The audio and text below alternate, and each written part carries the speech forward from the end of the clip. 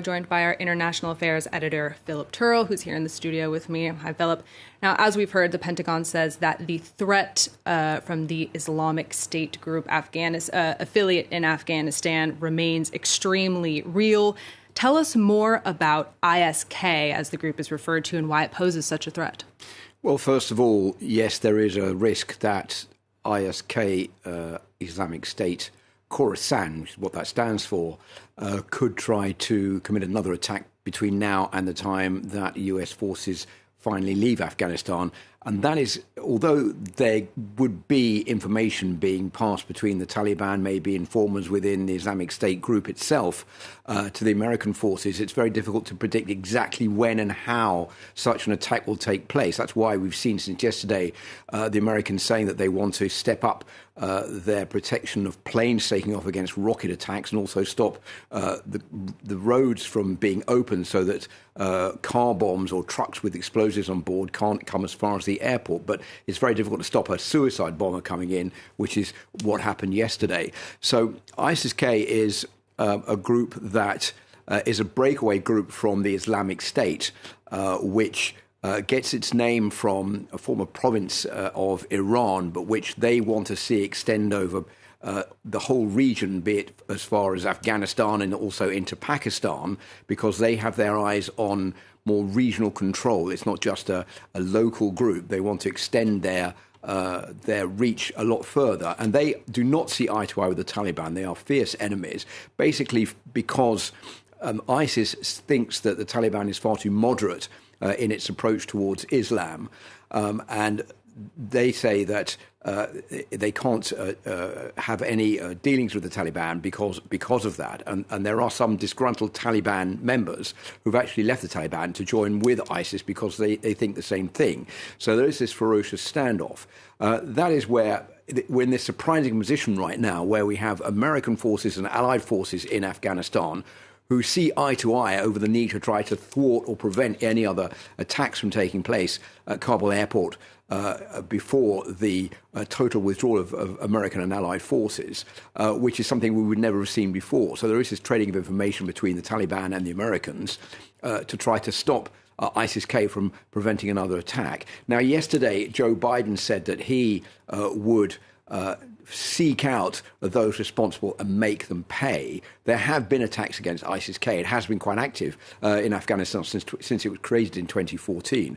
It was responsible for a bombing of a maternity ward where 24 young mothers were murdered, and also for launching attacks against a wedding, for example. So it has been active in the region, and I think it's one of the difficulties that the Taliban are facing now that they're running the country is how to deal with ISIS-K and how to stop it from creating more havoc and carrying out more terrorist attacks. Yes. Now, under the agreement that the Taliban signed with the U.S. last year in Doha and Qatar, the Taliban agreed to prevent Afghanistan being used as a launch pad for future terrorist attacks. But is the Taliban capable of preventing such attacks? Yesterday, they were incapable of doing so.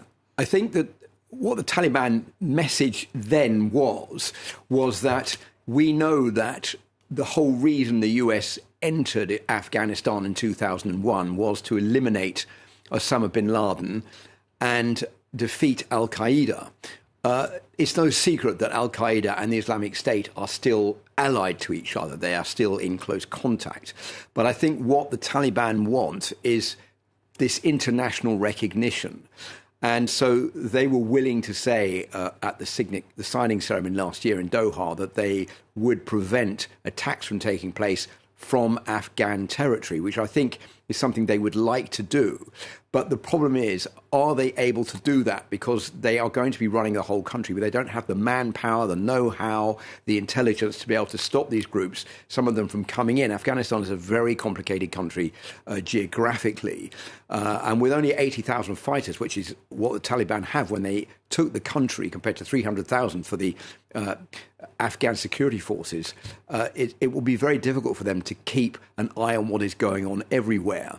So we're in this position where the Taliban are caught between their desire for international recognition, which would mean necessarily getting closer to the West and honouring that agreement and others to get international funding at the risk of isolating and ostracising other militant groups who think they're being too lenient and not respecting a very pure form of Islam, or moving more towards these militant groups to try to prevent them and bringing them on board at the risk of alienating the West. So it's a very difficult situation for the Taliban to work out at the moment.